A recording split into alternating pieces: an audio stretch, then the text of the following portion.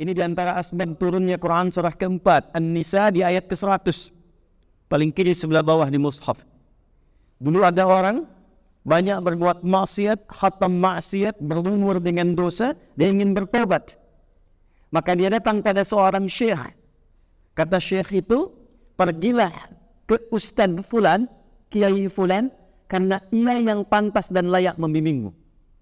Nah, ini ada adab, ya, dalam ta'lim, dalam mengajar di antara kalangan ustaz, kiai, syekh, saling merekomendasikan pada guru-guru yang layak untuk mengajar. Kalau di sini ada pakar Quran, jamaah ingin belajar hadis, referensikan pada ustaz yang ahli hadis, referensikan pada ustaz yang ahli fiqih, sehingga setiap jamaah mendapatkan bagian dari apa yang didapatkannya. Maka berangkat orang itu, di pertengahan tiba kemudian, belum sampai ke tujuan, jaraknya persis tengah-tengah lebih sejengkal. Datanglah maut menjemputnya. Anda bayangkan, di pertengahan dia berangkat ingin taubat, kalimat taubatnya mendatangkan cinta Allah.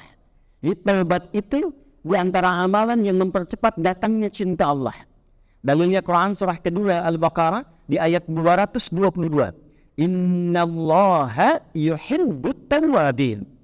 Sungguh Allah sangat mencintai pelaku maksiat yang mau bertobat.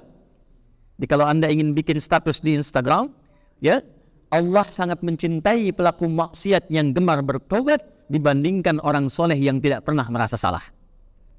Bikin status tuh ya. Dia tobat dengan langkahnya. Jadi begitu dia sampai di pertengahan jalan, karena taubatnya menggugurkan dosanya, setengah jengkalnya itu mendatangkan amalan baru. Di begitu taubat, dosa gugur semua. Sejengkal itu melahirkan amalan baru. Maka ditetapkanlah ia sebagai penghuni surga. Padahal mabuk khatam, bunuh orang banyak, zina khatam. Tapi dengan taubatnya mendatangkan cinta Allah, taubatnya nasuha, amalan cuma sejengkal masuk surga. Dari kisah itu turun ayat, wa may yuhajir fi sabilillah yajid fil ardi muraghaman katsiran wa sa'an. Wa man yakhruj min baytihi muhajiran ila Allah war rasul thumma yudrikhu al-maut faqad waqa'a ajruhu 'ala Allah. Siapa yang mau merubah dirinya, berhijrah menjadi lebih baik dekat dengan Allah. Jadi hijrah itu bukan masuk kelompok tertentu, bukan masuk komunitas tertentu. Hijrah itu menjadikan diri kita dekat dengan Allah. Siapa yang motivasi datangnya ke masjid ini ingin menjadi lebih dekat dengan Allah, ingin menjadi lebih taat kepada Allah, bahkan belum sampai pun ke tujuan, di tengah-tengah maut datang menjemputnya, itu langsung keluar pernyataan langsung dari Allah, diampuni dosanya kalau dia bertobat, ditetapkan pahalanya untuk dibawa pulang. Makanya kalau sudah datang mau pulang, perbanyak istighfar, ya, bukan perbanyak foto tuh. Boleh berfoto, tapi jadikan bagian itu semua untuk membangun ketaatan pada Allah Subhanahu wa Ta'ala. Ya. Wa nazalat alaihimus sakinah, isyarat dari Nabi akan ada ketenangan pada jiwa. Jadi pengajian yang baik itu majlis yang baik yang bisa memberikan perubahan pada setiap orang yang belajar. Jadi antum datang dengan pulang itu punya perubahan. Datang gelisah, pulang tenang. Datang kurang taat, kalian lebih taat, lebih ingat dengan Allah. Datang dengan pulang, ilmunya berbeda. Datang kurang, pulang dapat ilmu. Itulah kenapa tempatnya disebut dengan majlis. Dari kata jalasa. Apa artinya jalasa? Bukan, jangan maksa. Jalasa itu asalnya bukan duduk. Jalasa itu asalnya berpindah dari tempat yang rendah ke tinggi. Berpindah dari yang tinggi ke rendah itu disebut dengan qa'ada namanya. Jadi kalau saya berdiri kemudian saya duduk, itu bahasa Arabnya qa'ada. Perintahnya uq'ud, sifatnya disebut dengan qu'ud. Orang yang tak mampu sholat berdiri, kemudian dia duduk, maka sifatnya disebut dengan qu'udan. Alladzina yadhkuruna Allaha qiyaman wa qu'udan. Fa idza qadaytumus sholata fadhkurullaha qiyaman wa qu'udan, bukan wa julusan. Ya, itulah tepatnya istimewanya diksi Al-Quran menampilkan kata sesuai dengan maknanya. Karena buatan manusia nggak bisa begitu. Sebab kami berpindah rendah ke tinggi, Anda di bawah duduk di karpet. Saya minta pindah ke kursi lebih tinggi. Maka orang Arab akan mengatakan tafadhal ijlis. Sifatnya julus, tempatnya majlis. Jamaknya majalis. Kenapa tempat belajar disebut dengan majlis? Majlis ilmu, majlis ta'lim. Karena ada isyarat dari Quran. Kalau datang ke tempat ngaji itu, mesti mengangkat derajat kita dari sebelumnya yang rendah jadi lebih tinggi. Itulah majlis yang di-share.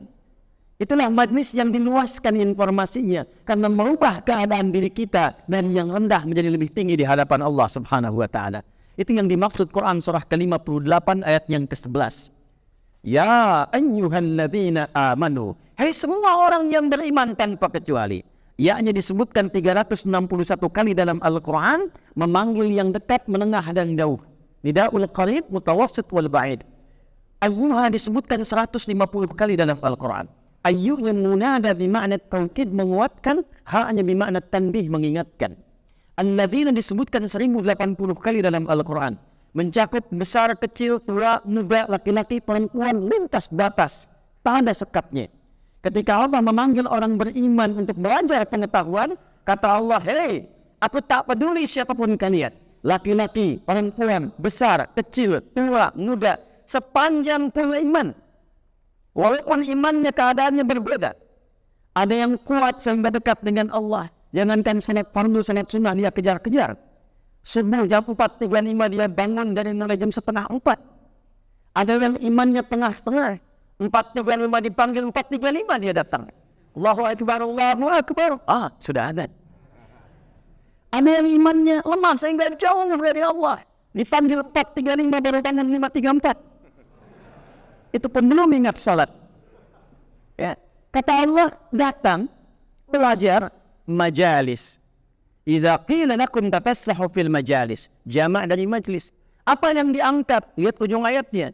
Yarfa'illahu alladhina amanu minkum walladhina utul ilma darajat. Dua.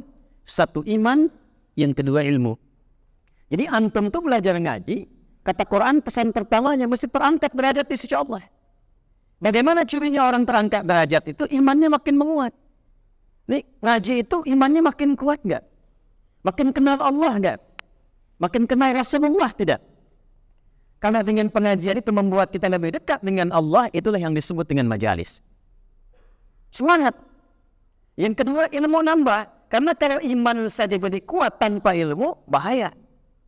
Saya tobat ya Allah. Saya akan mendekat kepadamu. Kemarin saya jarang sholat. Besok gak apa-apa subuh. Saya apel 4 rakaat. Nggak bisa. Butuh ilmu supaya mengajarkan kepada kita, membimbing kuatnya iman, mengerjakan amal soleh dengan cara yang benar. Nah, ciri iman itu yang pertama diberikan adalah ketenangan. Iman itu dari kata aman. Ya, alladzina amanu wa lam yalbisu imanahum bidzulmin ulaika lahumul amnu wa hum muhtadun. Orang beriman kalau imannya benar itu kata Allah, maka ciri pertama yang diberikan kepadanya ketenangan dalam jiwanya.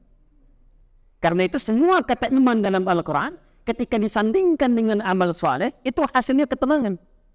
Al-Baqarah misalnya di ayat yang ketiga, kalimat iman pertama, alladzina yu'minuna bil ghaib wa yuqimuna shalah. Iman dan salat, apa fungsi salat? Di antara fungsinya memberikan ketenangan pada jiwa. Makanya antum kalau masuk tempat salat saja, masjid tempat salat, itu belum salat sudah tenang. Enggak percaya silakan.